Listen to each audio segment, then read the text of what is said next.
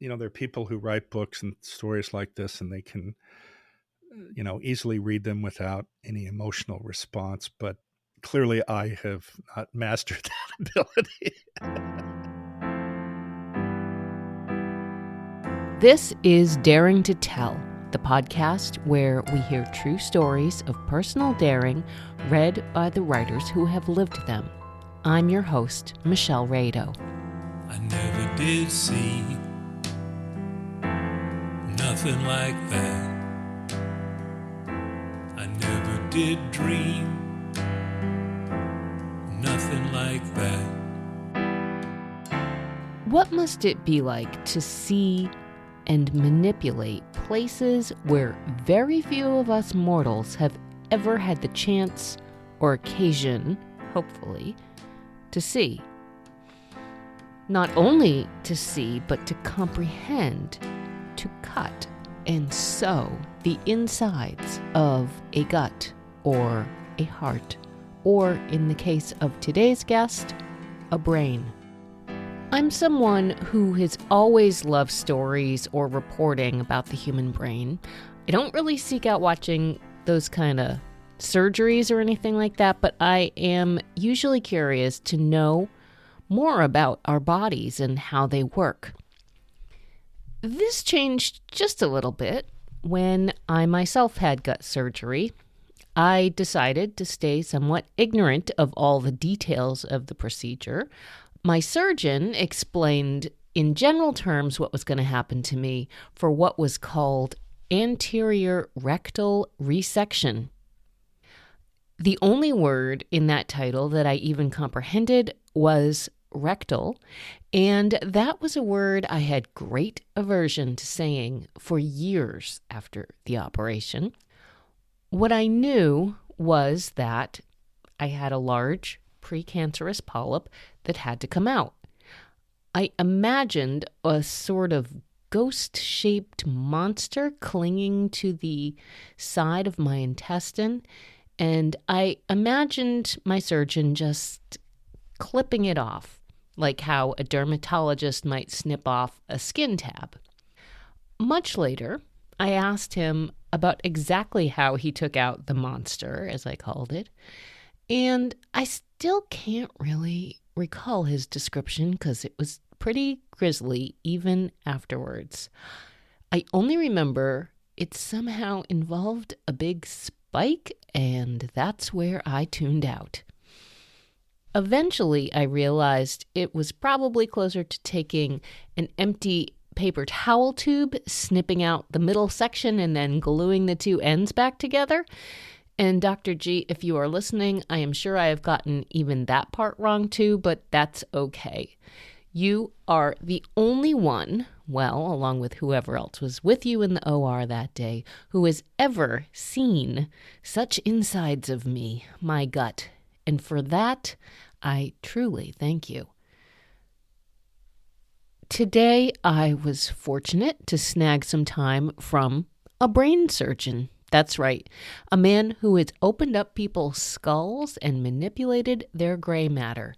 His name is Dr. James Doty, and he has been on the faculty of the Neurosurgery Department at Stanford University since 1997, as well as the director and founder of the Center for Compassion and Altruism Research and Education, known as CCARE.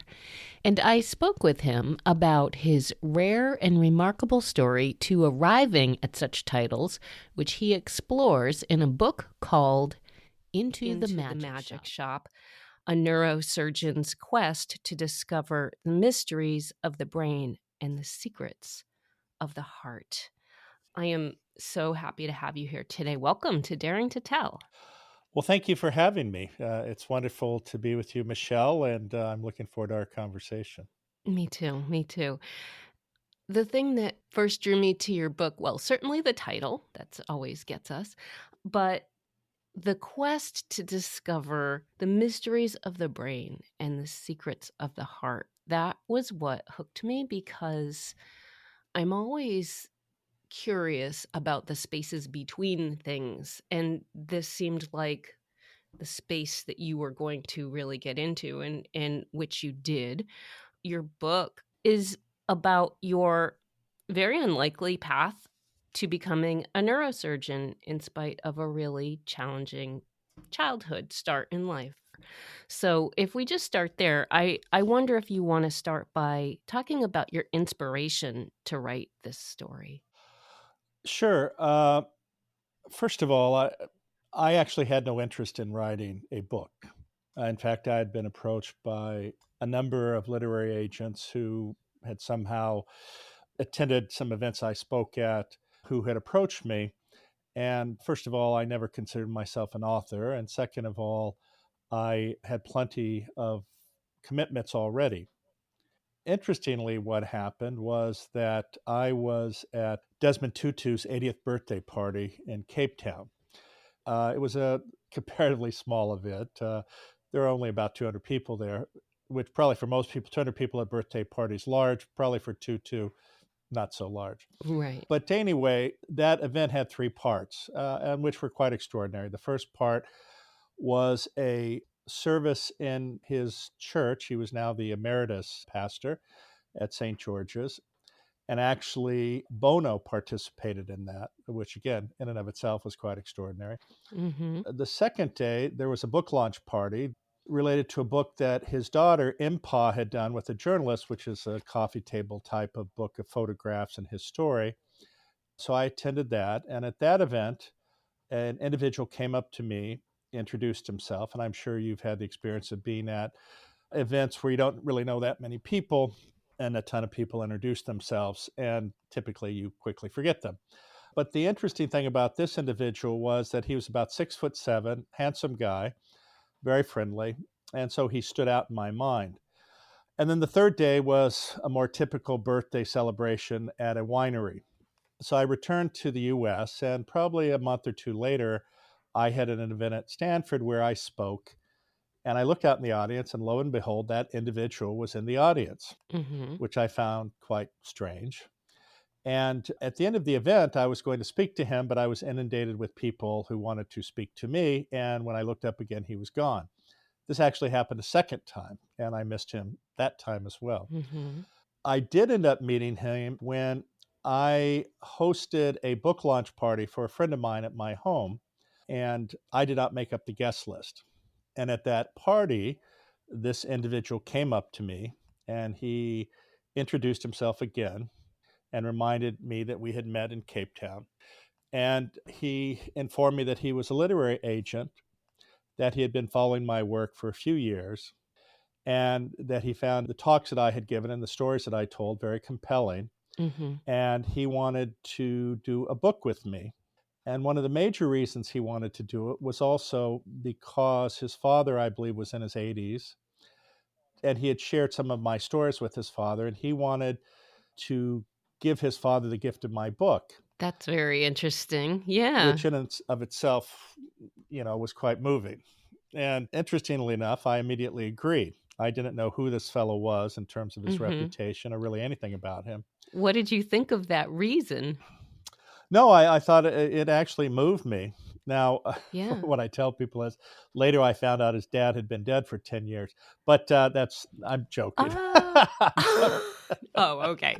I was like, what? You had me on it. But anyway, yeah, so I was quite moved by that. And then what happened was after I agreed to this, I looked the fellow up, and it turned out that he was actually Tutu's literary agent, had been Mandela's Wow. literary agent, and had also worked with Richard Branson in the past.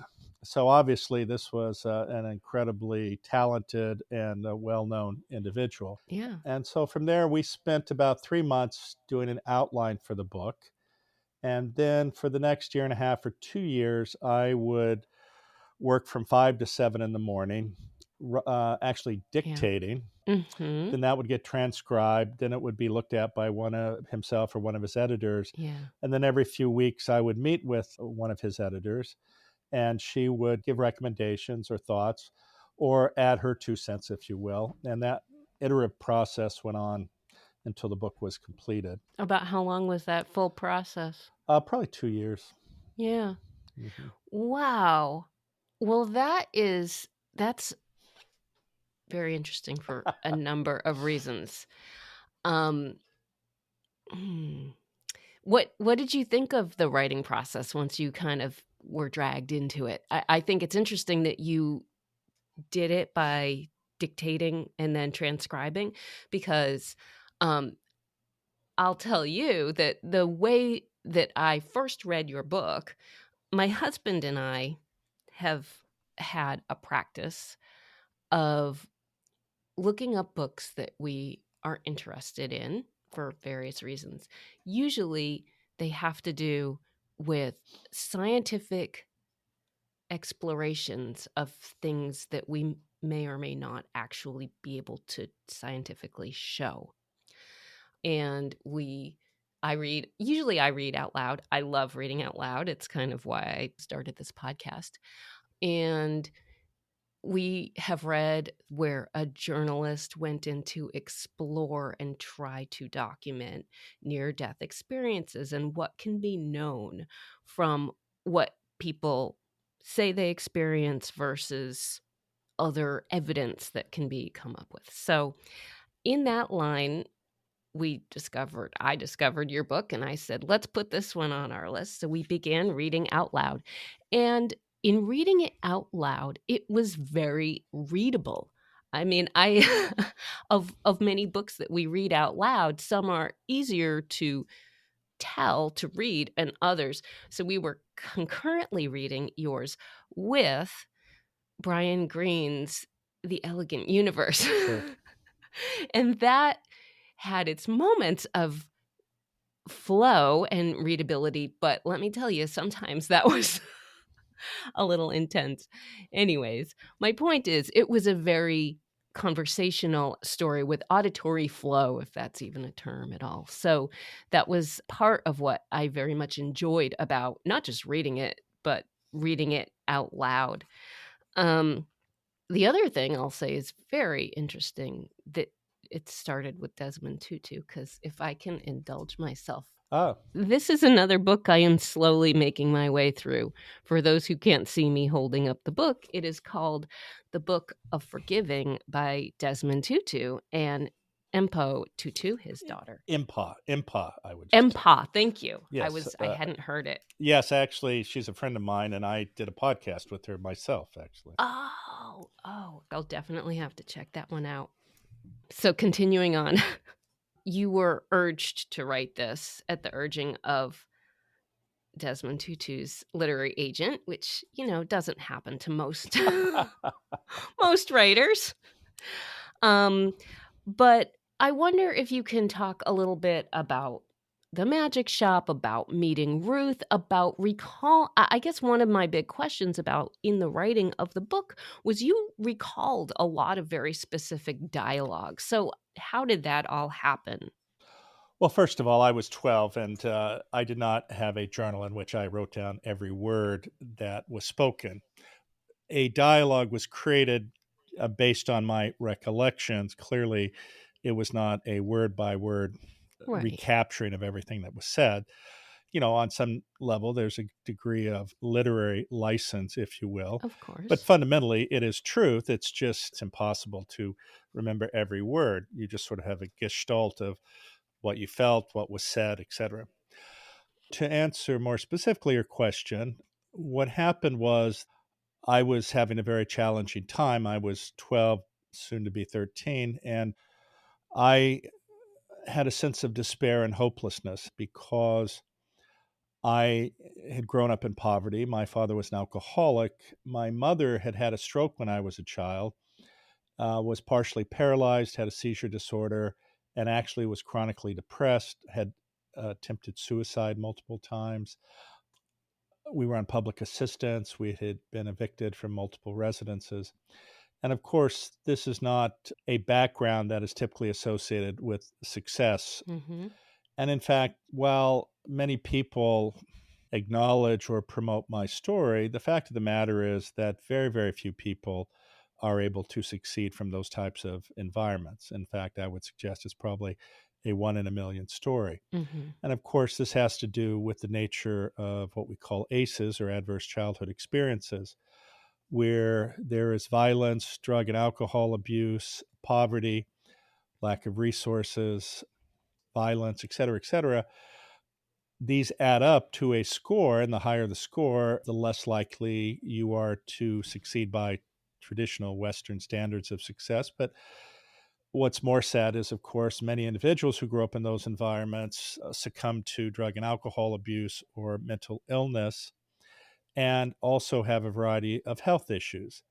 What changed for me, or what gave me a sense of the possibilities, was that when I would have challenges at home, oftentimes I would get on my bicycle and ride as fast and as far away from my house somewhere.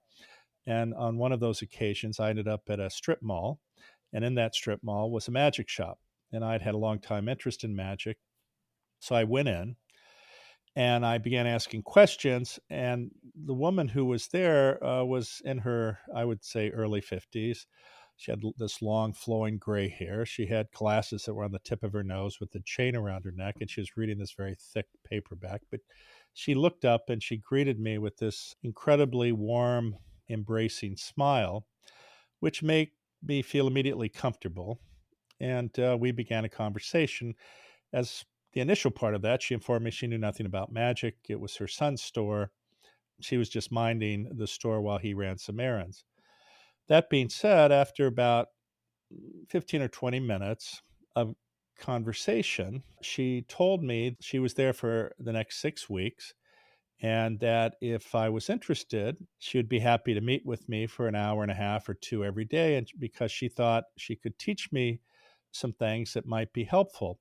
Prior to that, she was querying me about who I was or my family relationship. And in this instance, I was quite honest with her, while normally I would avoid that type of a discussion for probably obvious reasons. So I did show up every day for 6 weeks, and we would meet in the back of this magic shop. And she fundamentally, through what she taught me, changed the trajectory of my life. Mhm. You must have had some kind of feeling for her when you like, I know through the book you said you were a little like, "Who is this lady? What's going on?" But there was clearly a deeper, somehow, connection or sense that she had an ideation about you that was hopeful? I'm not sure how to qualify that. Well, there's a little bit of a backstory here, which I mentioned in the book. The reason she was there was to meet with her grandson. And the parents, the magic shop owner, was divorced, and they had a child who was about my age. And she came to spend time with him during the summer. And what happened was there was apparently some sort of an argument, which resulted in the mother refusing to send him. And so Ruth, this woman, was not going to meet her grandson. And I think in part, I may have reminded her of him. Mhm. And also, she saw within me things that she believed she could help me with, and probably from her own experience. Clearly, she'd had some background in Eastern religion or traditions. And remember, this was before the concept of meditation or mindfulness was well known, and before this concept of neuroplasticity.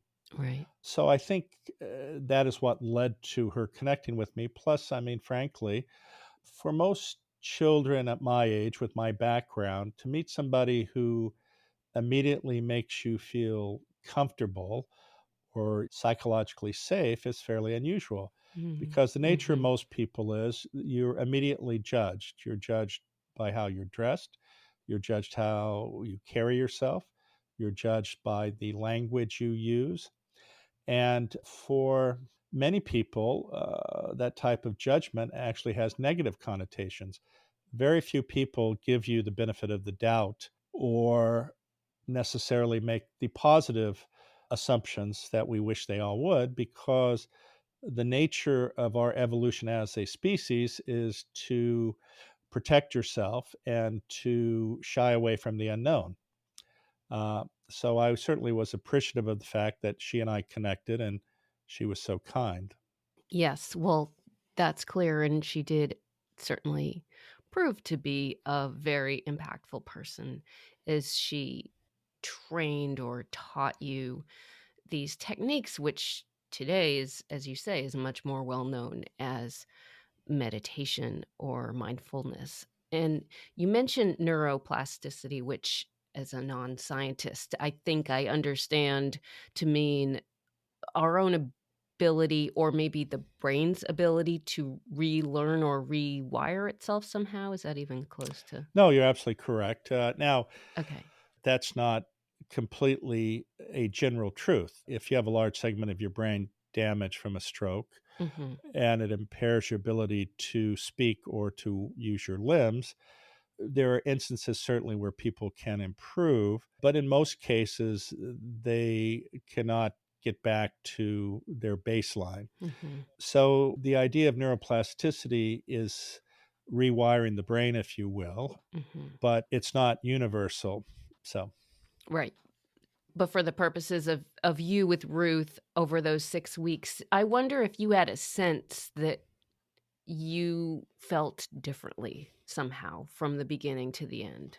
well, of course, first of all, I mean, I was somewhat suspicious because what she was teaching me was completely unknown to me, and I was 12, and I did not have the insight or self awareness or wisdom or knowledge to completely understand that from the start.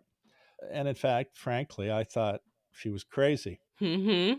But I gave it the benefit of the doubt because I liked her and I felt what she was trying to teach me would be helpful to me. And I practiced it. Mm-hmm. And I found that it allowed me to develop a sense of calmness and to be present. Mm-hmm. When you grow up in a background like mine, in some ways, it's like being in a constant trauma zone. Mm-hmm. There's no schedule, if you will. You never know what's going to happen next. Mm-hmm. So you're hyper vigilant. And as a result, when you're in that mode, which is stimulation of your sympathetic nervous system or down regulation of your vagus nerve, then you can't really be present. You're always on the lookout for something happening. Mm-hmm. And when you're in that state, it's hard to learn, it's hard to connect. So, this technique of relaxation that she taught me really had a significant impact, as well as this other mindfulness practice. As an example, in my case, looking at a candle and being attuned to that in conjunction with the breathing exercise also had a powerful effect because the nature of those actions, especially the breathing, again shifts you from engagement of your sympathetic nervous system to engagement of your parasympathetic nervous system or this rest and digest system. And when you're in that mode, you're much more thoughtful, you're inclusive, you're not scared. So, what happens is that part of your brain, which is associated with what we call executive control functions, works much better Mm-hmm. because in survival mode, when your sympathetic nervous system is engaged, you do not have those connections. They shut down because you're in survival mode. So you're trying to figure out the shortest, quickest way to respond to something negative. While if you feel safe, you realize you have a lot more options as to what you do. You have access to memories, prior experiences Mm. that then give you a whole menu of different things that you could possibly do in a particular situation. Right. So that's very, very profound. Well, in order to keep us moving, I was wondering if maybe this would be a good time to read a little bit from the book. Sure. And I've asked you to read a chapter that's titled Unacceptable. We don't exactly get to the unacceptable part of it, but we'll maybe just, I don't know, we'll talk about that if we want or need to. But if you want to begin with that whenever you are ready. So here we go. Unacceptable. Just under the cerebrum and in front of the cerebellum sits the brainstem. If you imagine the cerebrum as a world famous rock star on a concert tour, the cerebellum would be the choreographer, determining the moves the cerebrum makes, and the brainstem would be the road manager, responsible for coordinating all the information needed to make sure the tour runs smoothly and the rock star has everything he or she needs to be a rock star.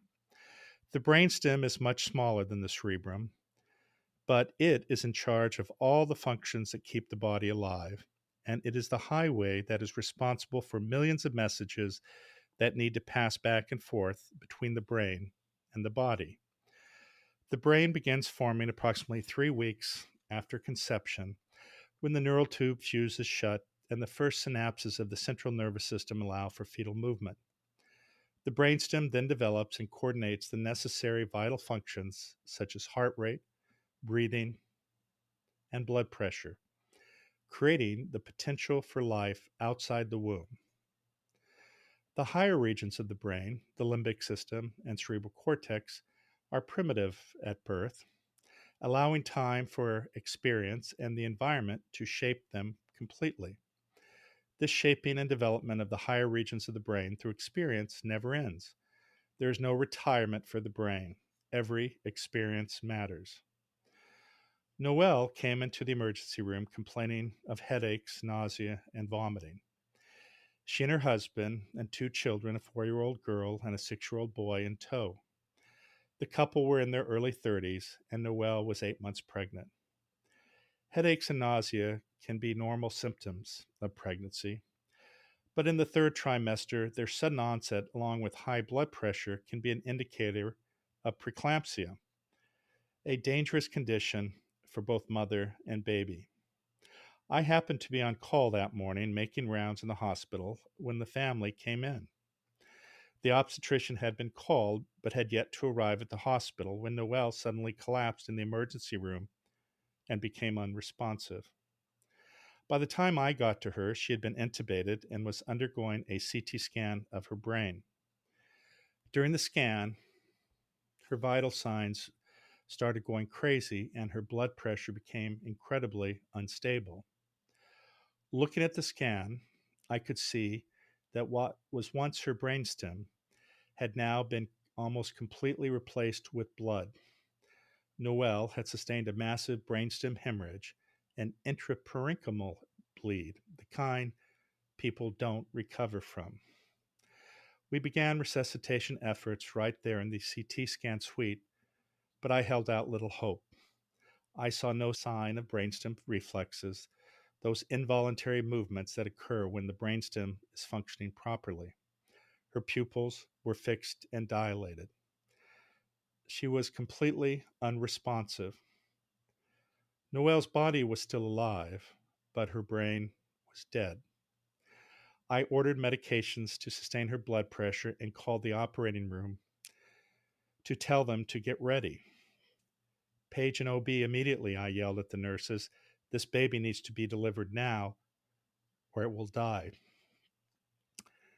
I ran alongside the gurney, heading to the operating room, praying that an obstetrician would show up. The OR team had rapidly set up for an emergency cesarean section. We wheeled her into the operating room. The pediatrician was there, but no obstetrician. Noelle's blood pressure began dropping rapidly, and her heartbeat was becoming more erratic. And suddenly, everyone was looking at me. Time was running out. It had been 20 years since I had rotated on obstetrics as an intern, but there was no other surgeon in the operating room. Unless I did something, this baby was going to die. I was going to have to perform an emergency cesarean section and deliver the baby. There was no time for preliminaries or any more hesitation. Noelle was brain dead. I knew we wouldn't be able to sustain her blood pressure much longer. We placed her on the OR table. The anesthesiologist quickly anesthetized her, and I rapidly prepped and draped her for surgery. I looked around again, praying for the obstetrician to walk in. Her heart suddenly began skipping beats with bleeps from the EKG machine. The anesthesiologist looked at me and said, "Her pressure's dropping. We've maxed out on the drugs. You need to move."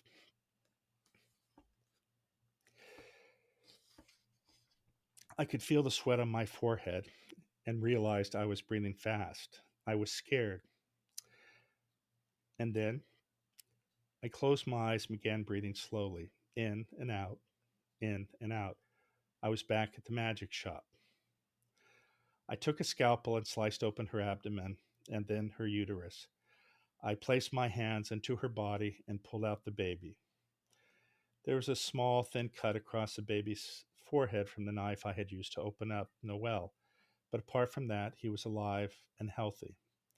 I handed him to the pediatrician, cut and clamped the umbilical cord, and sewed Noelle back up. Her heart stopped beating just seconds after her baby was born.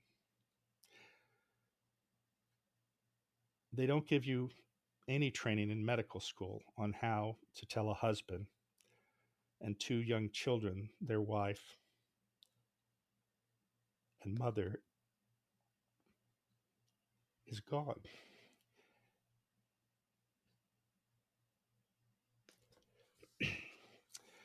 You can't be human and not feel the pain of the relatives, wave after wave of grief, anger, denial, and despair. And that is why many doctors will simply say, I did all I could, I'm sorry.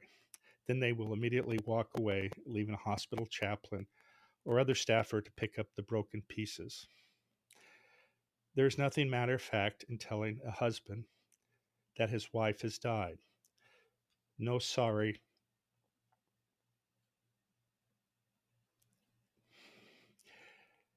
That can ease the pain of a child who can't begin to fathom that this one horrible day means his mother will never make him a peanut butter sandwich again.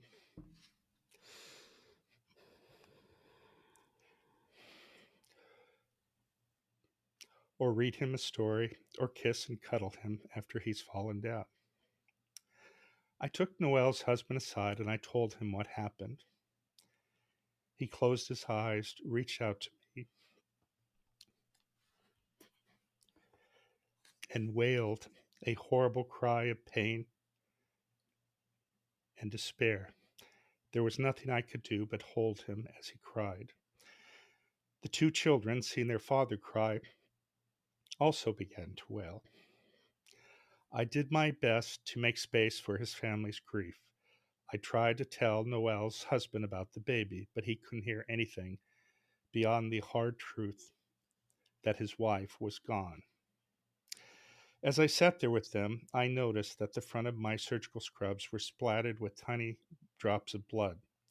Noel's blood, blood from the baby's forehead. Did it matter? It's hard to celebrate a birth when you are grieving a death. But isn't that what it all comes down to? Comes down to in this life, we are born and we die, and everything that happens between the two can feel random. So random it defies logic. The only choice we have is in how we respond in each precious moment we are given. In that moment, there was nothing but pain, and my choice was whether to offer comfort and share the pain or walk away.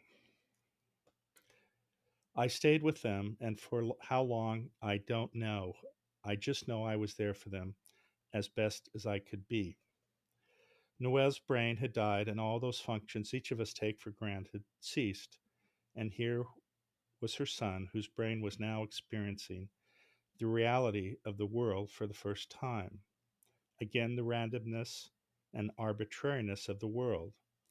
Our experiences and our environment shape us all, and my hope was that this family would recover from this tragedy, and this baby would not carry visible wounds from the story of his birth and the randomness of his mother's death.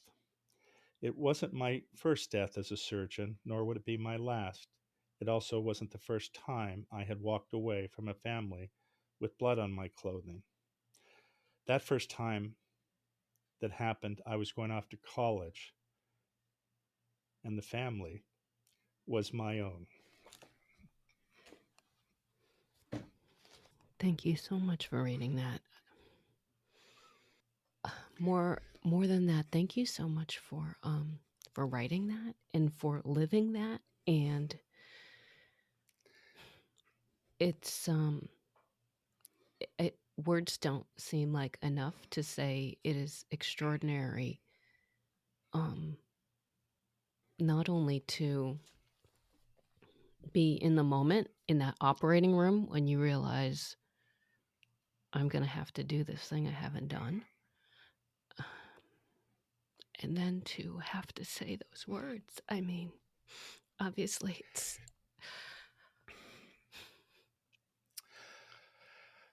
Well, it's interesting because,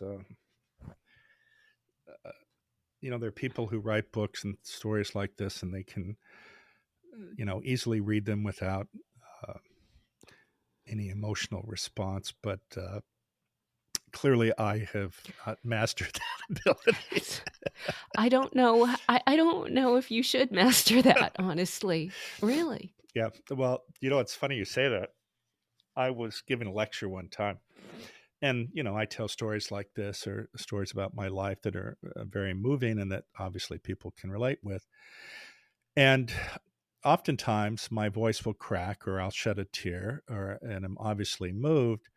And it's interesting because that gives permission for people to share their emotions or to display their emotions. And I can't tell you the number of times where I've talked to hundreds of people, and suddenly when I react, everybody starts crying, or you hear them sharing their emotions. And I did that one time, and there was a woman in the audience who came up to me afterwards, and she said, gosh, I watched you up there. You must have been so embarrassed. And I said, what are you talking about? She said, well, God, you told a story. You had a tear. You were almost crying. Clearly, you were very moved. You must have been really ashamed and embarrassed. I looked at her and said, what?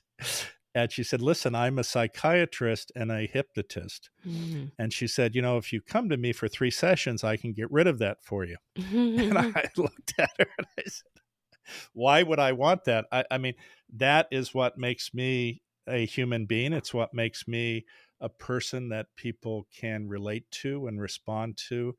And it allows people to touch their inner being and their deepest feelings, which frankly doesn't typically happen in Western society because everyone's afraid of being judged. And, by me standing up there and showing my emotions, it allows others, to be liberated from that constraint. And so I said, no, thank you. I'm so glad.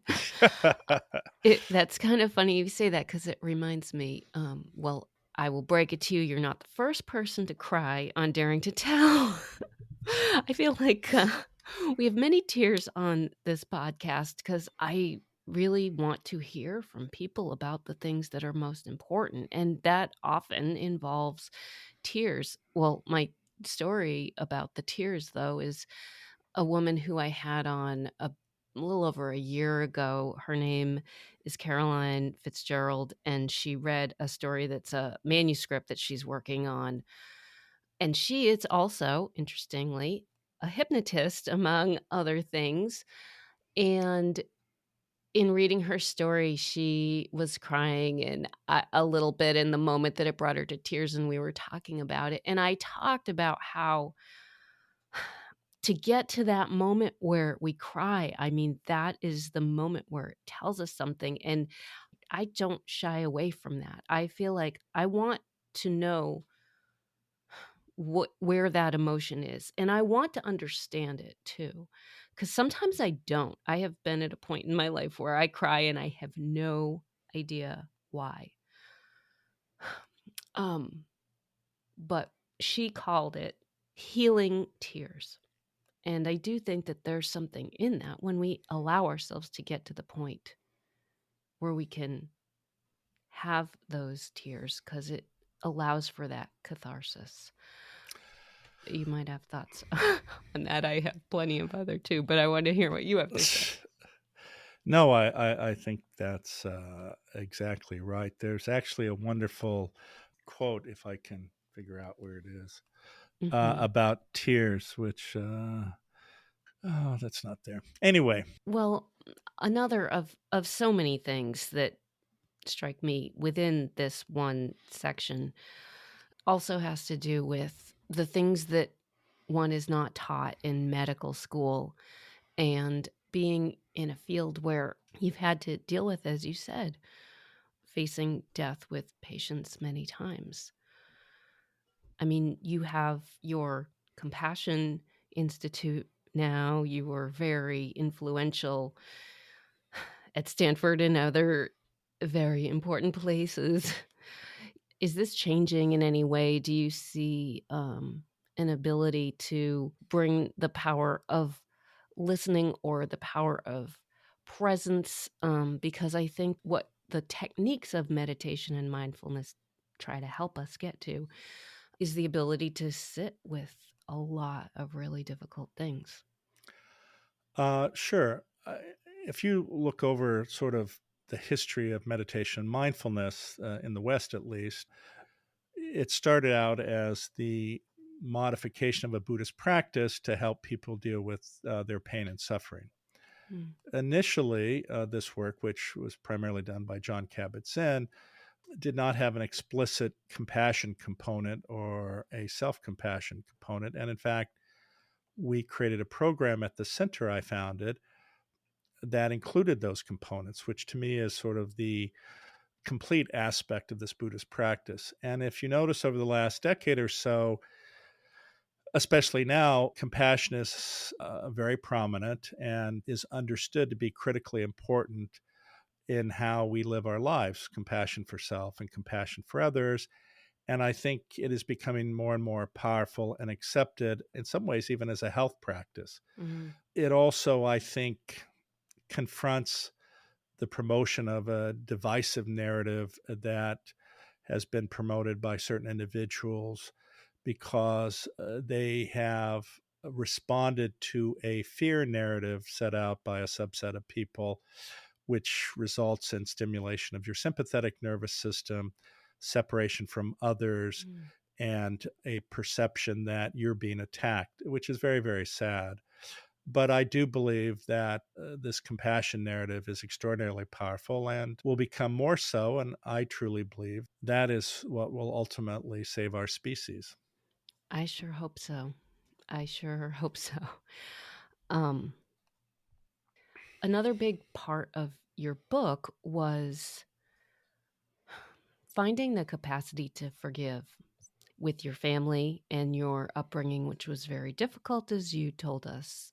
And the next section goes on to discuss the very difficult, horrible experience of when you left home for college and your dad showed up drunk. He hadn't been home in a really long time, and he only showed up hours before you were about to get on a bus, and it resulted in a horrible fist fight, and it was not good. And you got on that bus and you went to college again against many odds. But our parents are our parents, and we have this knowledge that they are doing the best they can for us. How did you come to forgiveness for that? Well, I think part of it was the revelation that anger, fear, hostility towards others doesn't benefit you. Mm-hmm. And in fact, it has a very negative effect, and it actually prevents you from your own growth. And I think it's also a understanding or recognition that oftentimes people's behavior or actions towards you aren't really about you. Mm-hmm. They're based on one's prior experiences that have allowed them to survive. And that's what often people fall back on when they're afraid. And also, as an example, with my parents who had their own challenges, they did not have the tools within themselves to be present for me. They were struggling with their own demons. Well, if you can't deal with your own issues and you haven't been taught techniques, you can't necessarily be held responsible for them. So when I had my experience with Ruth and I gave myself self-compassion, if you will, and it was very healing for me because especially as children, you have a tendency to blame yourself for all the stuff that goes on within your family. Mm-hmm. As an example, well, it was because I was present that my parents got divorced. I created the tension. Mm. Or the reason my father didn't like me was because I had done something, or whatever it is. Right. It's not fair and it's not true. Mm-hmm. And oftentimes people have their own struggles, which we don't recognize and give them that benefit of the doubt. And so when I was able to develop my own self compassion, forgive myself, I understood that my parents were suffering and didn't have the tools to help themselves. So it allowed me to forgive them. And it has also been helpful throughout, my life. I mean, all of us have experiences or situations which we think have been unfair to us and have hurt us and have caused a significant amount of pain. And the easiest thing is to strike out at the other. And the problem with that, of course, is you create all this negative emotion, but it's not doing anything to the other person whatsoever. All it does is stimulate all of these emotions, which have a very deleterious effect on us, both physiologically and mentally. And so, by offering forgiveness, which is not the same as forgetting, Mm-hmm. you just no longer have that type of negative emotional response. And I found that very, very helpful. I mean, I have been wrong many times, as every human has been, and it is what it is. In some ways, this is an exercise in equanimity.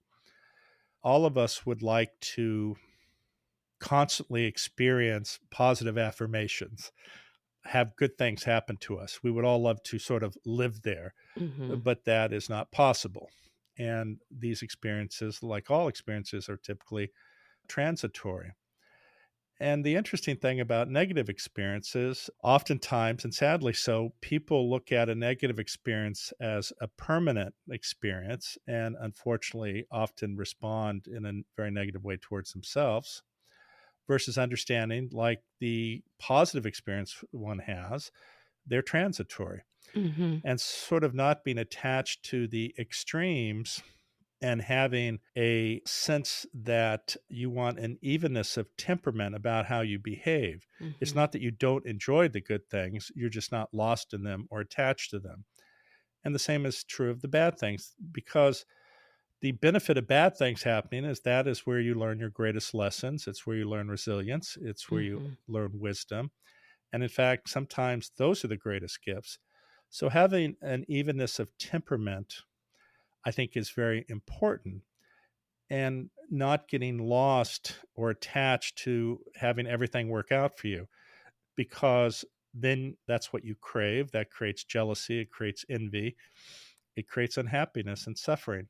Mm-hmm. And so, while in my own experience, I've had pretty much what most people would consider a very successful life from Western standards, and whether that's a nice home, cars, experiences, I thoroughly enjoy them, but if they all go away tomorrow, I'm perfectly happy. And in your book, you detail how that happened Yes. prior times. So there's a lot of transitory experience of good and bad that goes on. Oh, I did find that quote if you would like me to Oh, read it. yeah, sure. It's by Washington Irving, Mm-hmm. and the quote is as follows: There is a sacredness in tears. They are not the mark of weakness, but of power. They speak more eloquently than 10,000 tongues. They are the messengers of overwhelming grief, of deep contrition, and of unspeakable love. Mm-hmm. That's very beautiful. I love that. I'm glad you found it. You know, so much of your story and your experience of the down places, the very down places you ended up. You started with your childhood that was very difficult. You used, I'll say, used Ruth's techniques to get you to some pretty high places, and then that got taken away too. And it all had to do with this very elusive thing called the compass of the heart, or opening the heart. How is it practical? Sure. Oftentimes people ask me, what is my practice? And of course, there's a subset of people who will say, well, I sit down on the mat or I do this yoga exercise for X amount of time. I think that as you gain more experience with these types of practices, one is every moment can be a moment of meditation. Mm. How you carry yourself, how you respond, how you react.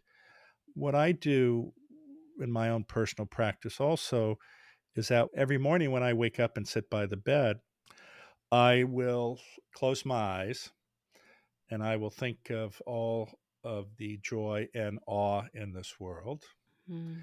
and do a breathing exercise for a few minutes.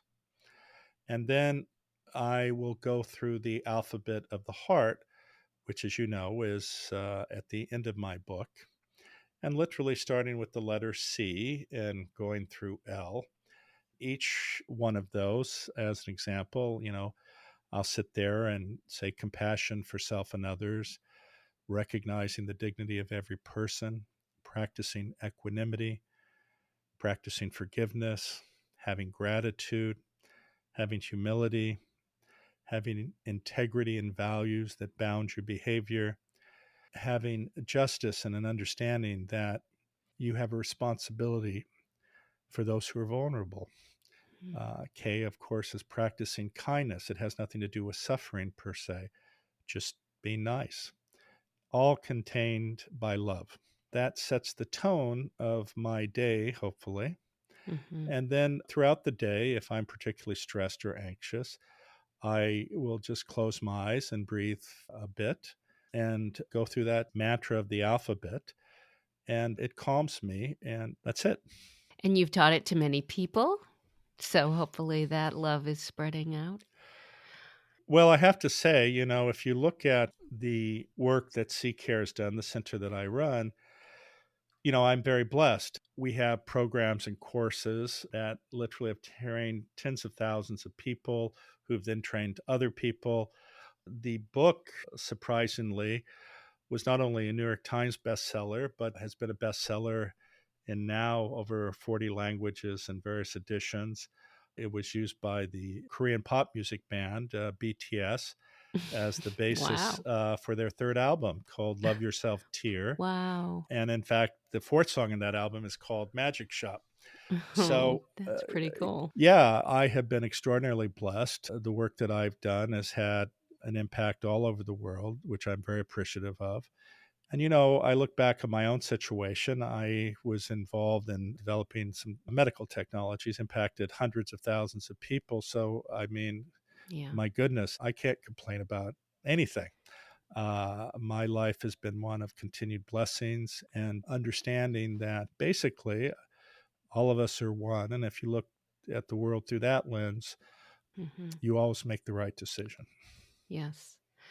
And you're able to do this because after you were in an accident, you didn't have to necessarily end up back on this earth. And that's another really big question, I have to say. Oh, I'm sure. very curious about the near-death experience that you write about. And you also write about not believing in a powerful supreme being, but also having this experience that was representative of many similar ones that if anyone's read about these things, you were in a flowing river headed to the light. I am so curious about how much that impacts your day to day or how you are living your life today and what you think about what might be next for all of us not on this planet anymore. Well, it's interesting because a lot of people would like to attribute who I am to that experience. And it had no impact. Hmm. And I don't mean to denigrate anyone else's experience or how they felt about it, but I Mm-hmm. looked at it from a science perspective. And if those individuals interested, you can look at it from a brain physiology point of view and see how, as you decrease blood flow to your occipital cortex, suddenly you see light everywhere. Yeah. The other thing is that as you continue to lose oxygen, those memories that are deepestly embedded with you, which typically have to do with people close to you, Yeah. come forth.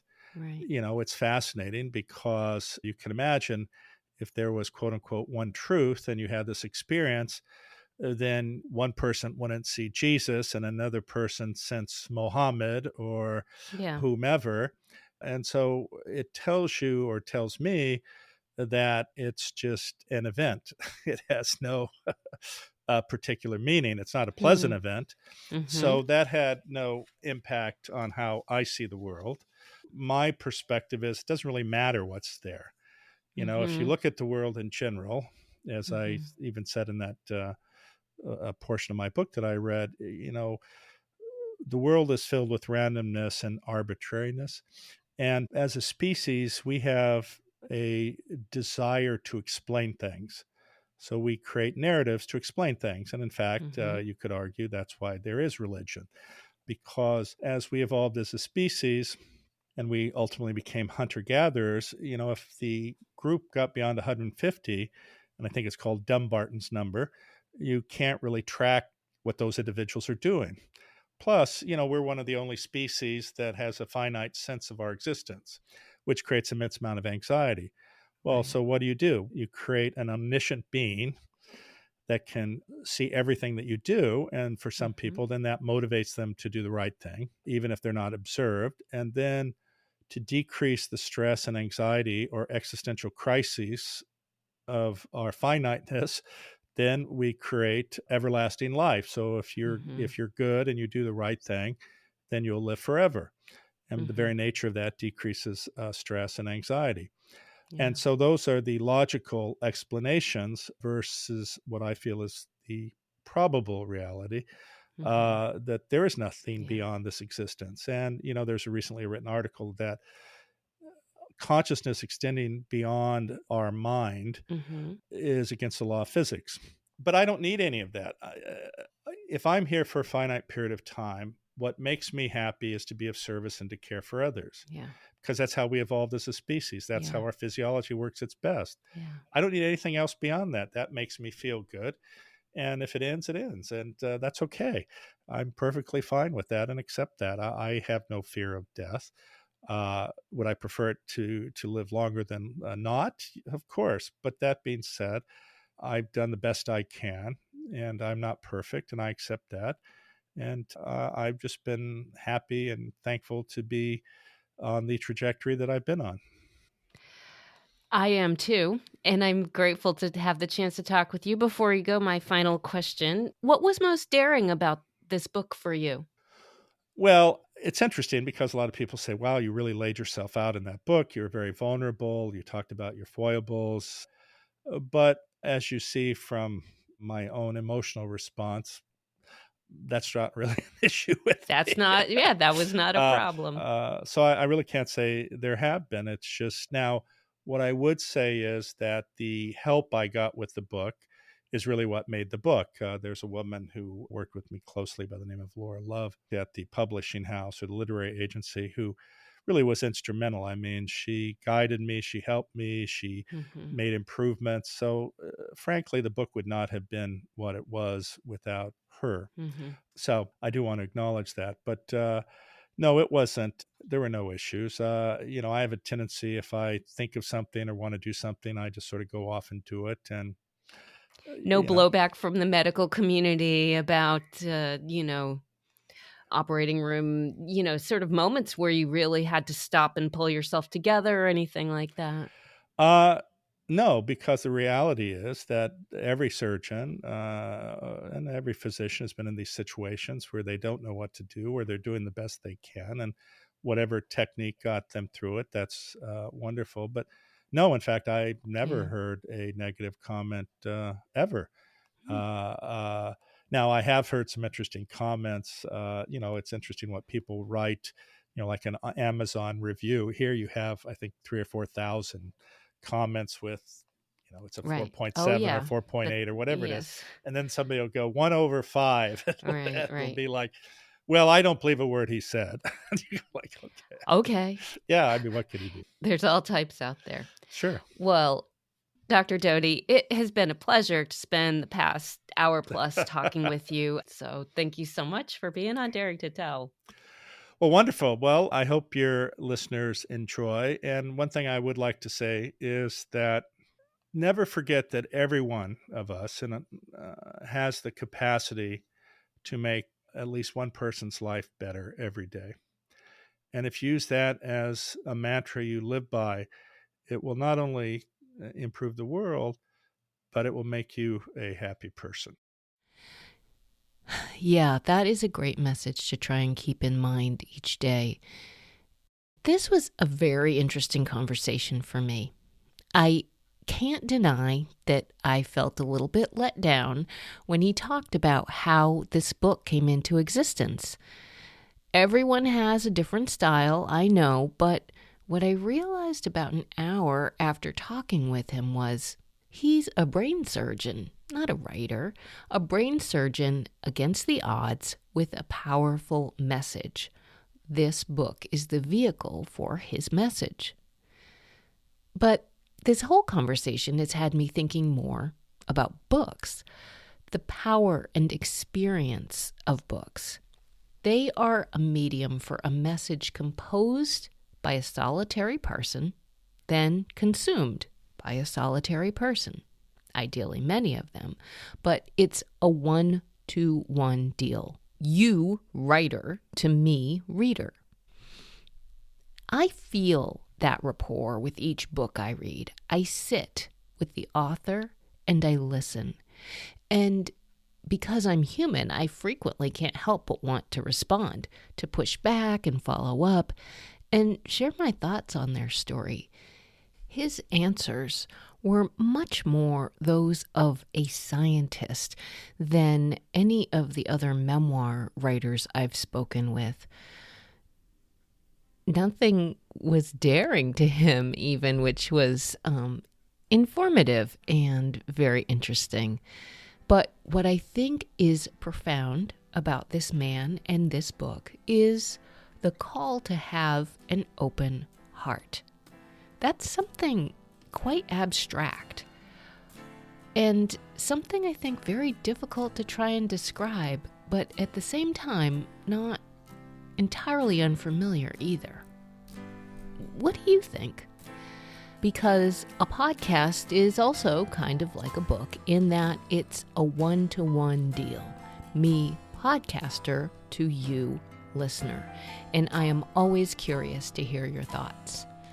I have put links in the show notes for Dr. Doty's book and his Center for Compassion, and for my own website where you can sign up for my monthly newsletter called Hit Pause, where I muse over other things about writing and life after each monthly podcast. Thank you to my husband, Phil Rado, for sharing his music, Nothing Like That, for this month's theme. And thank you for making it all the way to the end of another episode. And most of all, for daring to listen. I imagine all the trees can see.